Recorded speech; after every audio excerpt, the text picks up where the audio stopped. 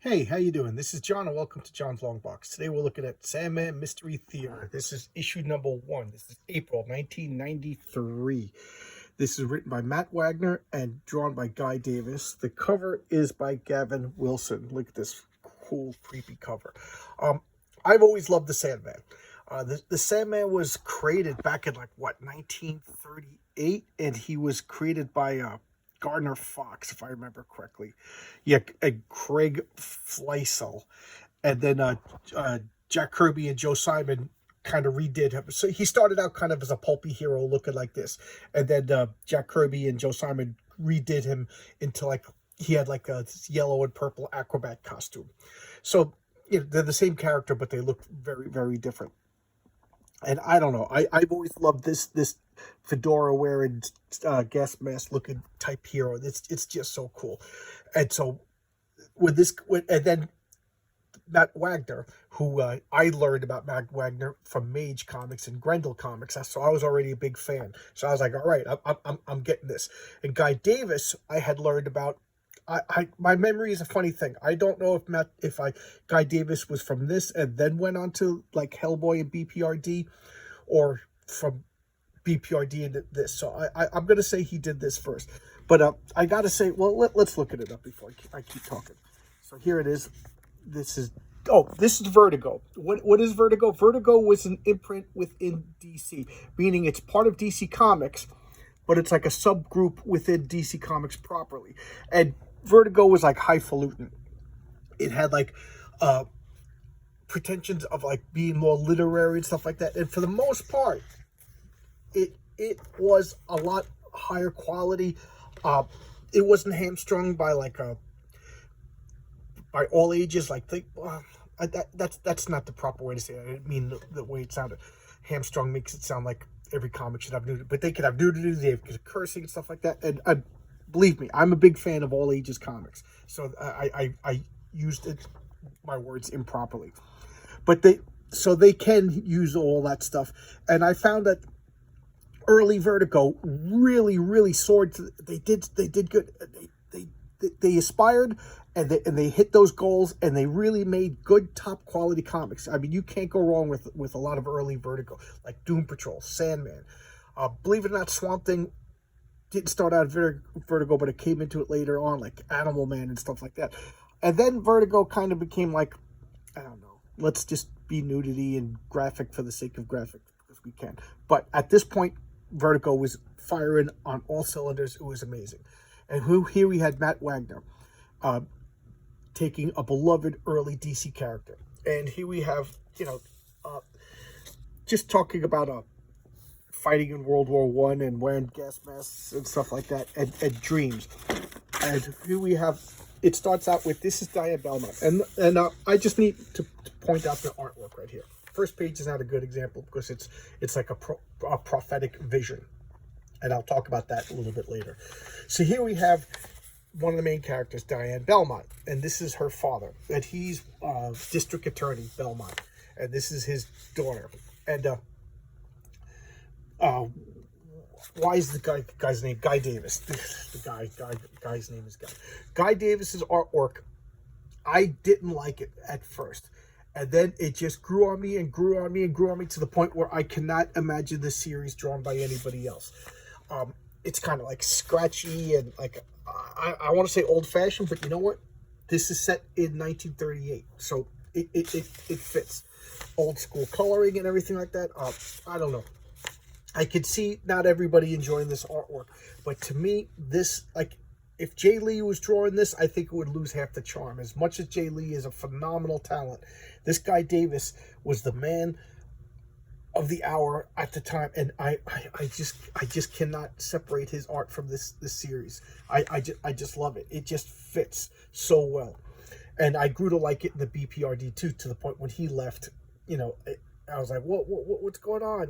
I really like his atmospheric, old timey, dark, moody artwork that just in a comic book set like a film noir. You can't ask for a better artist. It's just so good. So anyway, let's get back to the characters. Here we have Diane Belmont. And why is she a big deal? Because she becomes Wesley Dodds' companion for life. They never get married, so but they might as well be a husband and wife because they stay together till death. But this is before she meets. So this is going to set up the meeting of Wesley Dodds. Wesley Dodds being the Sandman, the main character, the hero of this comic. And this is her father. And, you know, this is 1938, and he's like, you're staying home, and you blah, blah, blah, blah, you know, no daughter of mine. And it's funny because, you know, the art is like kind of scratchy, so you don't really know the age difference. But this is the daughter, this is the father, and she's like, I'm going out, Dad, don't worry about me, you know, I'll be fine. And she's going out, and her father's like, these liberated girls, blah, blah, blah, blah, blah. And he goes inside the house, and look, I love that panel. That panel, it's just like old-timey-wimey. Look at that. Who? And look at that face. He pulls out this big, bulky gun. This isn't like Batman with nice, sleek design, stuff like that. This is old-fashioned. I love that. He sprays him with this gas, and he passes out. And that's the Sandman's main gimmick, is he wears the gas mask and he puts you to sleep, just like, you know, the legendary mythological fairy tale Sandman. And here she is. She's going, oh my Lord, she's going to a jazz club filled with those colored people. You know, this is 1938. So what a scandal. I love the old muffler in the that's what that's called, right? A muffler in the trumpet. I just love. So here they are. They're going a jazz club, and they're smoking cigarettes and having a grand old time and drinking and stuff like that. And I forget the name of her friend that she's meeting, but they're just drinking and having a good old time, hooching it up. And you know, they're setting up her character, Diane Belmont. You know, she's a strong, independent, resourceful, intelligent woman. And I know, you know, big deal. You're supposed to say big deal, aren't they all? But this, you know, first off, this is set in 1938. And then second off, this was written in 1993. So, geez, we're talking 27, oh, geez, almost 30 years ago. Oh, man, I just got myself depressed doing that math. Oh, my God, my stomach hurts now. And this is Matt Wagner. So you take all these things together, and she's a remarkable character. You know, at the risk of losing subscribers, she's not woke. This isn't like a woke thing. This is a talent that's setting up a character. And she becomes integral to Wesley Dodds' operation. She's not like the Shadow, who kind of like, if you ask me, what the Shadow had his operatives, they were like, it was like ethically dubious. Like, were they mind controlled? Were they his slaves? Was it like, you know, I always got the feeling with Lamont Cranston and Margot Lane that it was kind of like a BDSM, you know, relationship, you know, and that she was his sexual subordinate or whatever. But with Sandman and Wesley Dodds, they really, Sandman and Wesley Dodds, with Diane Belmont and Wesley Dodds, they, to me, at least portrayed in this, and I forgive my ignorance, this is really, I mean, I always knew the character from mainstream DC, from the JSAs and stuff like that, but this is the first time I really, this was good too, that I really got to know these characters. So to me, this is my Sandman, you know, and whatever. But to me, the way Matt Wagner set this up, and for all 70 issues of the series, they were equals. She was part of Sandman. You couldn't separate Diane Belmont. You know, she's more than Alfred. You know, she's more than Margot Lane. You know, it's Diane Belmont and Wesley Dodds, to me, are almost the same. And in a couple of issues when Wesley was incapacitated, she put on the costume and went out and looked for crimes. Looked for clues. You know, I don't recall if she did any fighting, but she would spray people with the sleep gas anyway, so she didn't have to fight. So there you go. And, you know, this is just setting up her character. She's independent. She's smart. You know, and it's not condescending. It's not mean. And here's Wesley Dodds. She's meeting Wesley for the first time, and Wesley is purposely portrayed as he's an outsider in his homeland. Why? Because he went to the Orient and he studied a lot like the Shadow. That was like a trope back in the in the 30s. You know, you had the Green Llama and the Shadow and Sandman, and a lot of characters would go and go to Tibet, and they would study Tibetan mesmerism or whatever, and you know, Lamaism and all this stuff. Lama being an old word for monk, not the animal that we think it is today. It's kind of like a forgotten word. Like the Green Llama is the green monk. Monk, you know, living in a monastery kind of thing. You know, we don't think of the Green Llama as a green push me, pull me from Dr. Dolittle. All right, I'm going off track. Forgive me. But anyway, so Wesley Dodds, he has a serious interest in Eastern philosophy and stuff like that. And it's funny because they show him like doing yoga in the late 30s, early 40s, and he says it helps to limber him up. He goes, I know I'm not physically strong, but I'm quick and I'm agile, so I'm going to play up to my strengths. So you know, I kind of like that. He knows himself. So he's an oddball. He invested a lot of money. He made a lot of money. He's very intelligent, and he has these prophetic dreams that they tie into the Sandman comic that came out around the same period, where Morpheus, the King of Dreams, I forget the reason, but they got some sort of connection because this was the original Sandman, and the DC editorial asked Neil Gaiman to bring back the Sandman in a new comic, and he created Morpheus of the Endless. So they were tied together. So they kind of made it that Morpheus gave him prophetic dreams, and that's his inspiration for becoming the Sandman. Forgive this cough drives me crazy. Anyway, I love this comic, as you can tell by my excitement and the fact that I'm all over the place. But let's get back to the character of Wesley Dodds. So Wesley Dodds is a misfit. He doesn't fit in with. This is set in New York City. I think the original Sandman was like they made it Gotham City, but this is New York City, and he doesn't fit in with all of his wealthy college friends and stuff like that because he's, you know. This is 1938. He's really interested in the East and yoga and Eastern philosophy and stuff like that. So he's kind of odd in this crowd. He's not comfortable. And here's Diane Belmont, so he's the introvert. She's the extrovert. And she meets him, and she's kind of fascinated by him. He's not hitting on her. She's, you know, Guy Davis's art, like whatever you feel about it. One of the failures is she's supposed to be drop dead gorgeous. And, you know, everybody kind of looks like, you know, a school marm, you know, from the Little Rascals or something like that. So she's like, why isn't he hitting on me? Whatever. He's very polite. He's very different. And she's intrigued by him. And that sets off the seeds for their relationship. And now we have the crime going on. Somebody's kidnapped. You know, we have these figures going on. And here's Wesley going home, and he's taking a taxi ride. If I remember correctly, this is Diane Belmont's father, and he's explaining what's going on.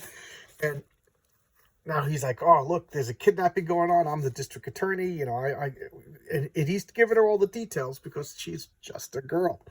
And she's actually giving him advice, stuff like that. And here's Wesley suiting up.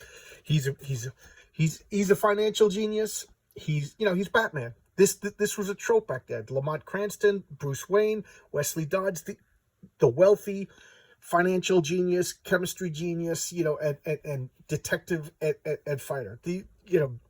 They're all tropes. They've been done to death, you know.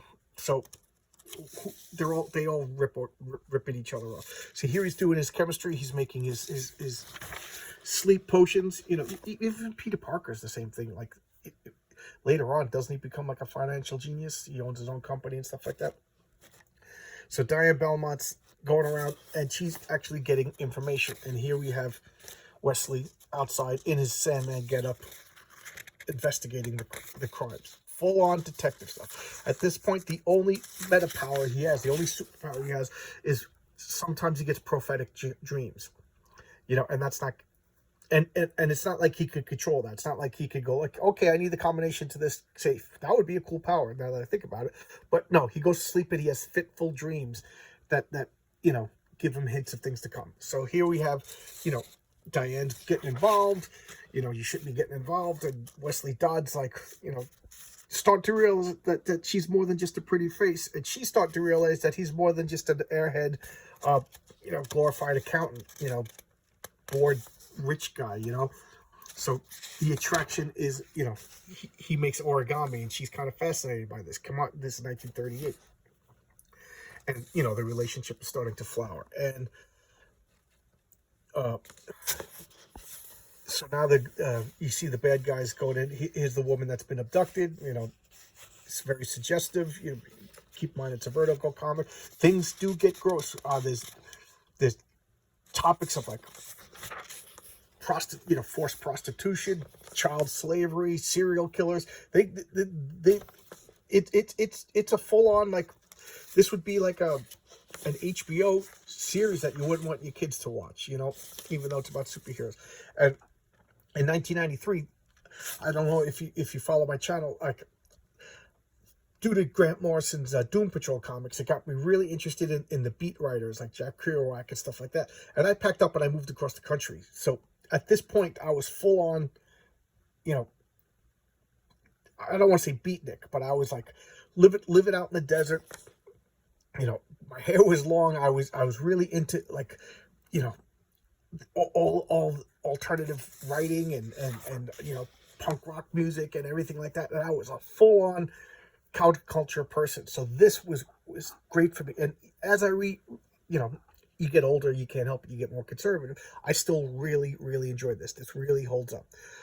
And then, okay, so I'm skipping things. So here's, the press is getting involved. They're taking pictures. He's making sure because this was Diane's friend that got abducted. I don't know if I said that or not. So she's, of course, understandably upset. Going to her father, what's going on? And the father's like, you better go back home, stay safe. We don't know what's going on.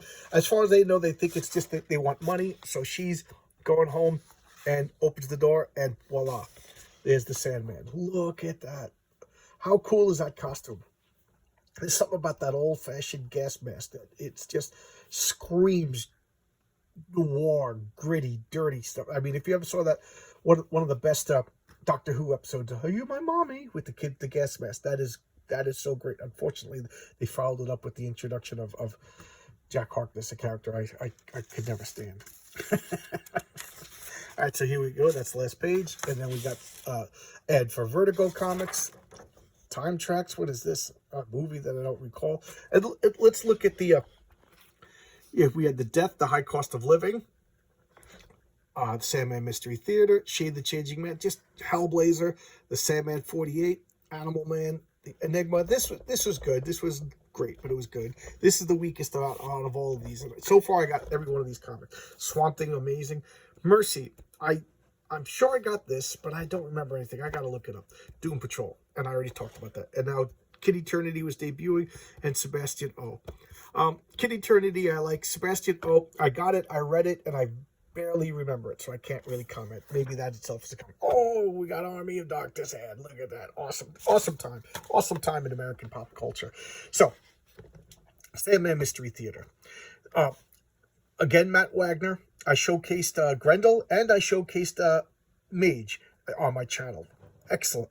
Matt Wagner is one of the guys I follow him around from project to project to project. Guy Davis.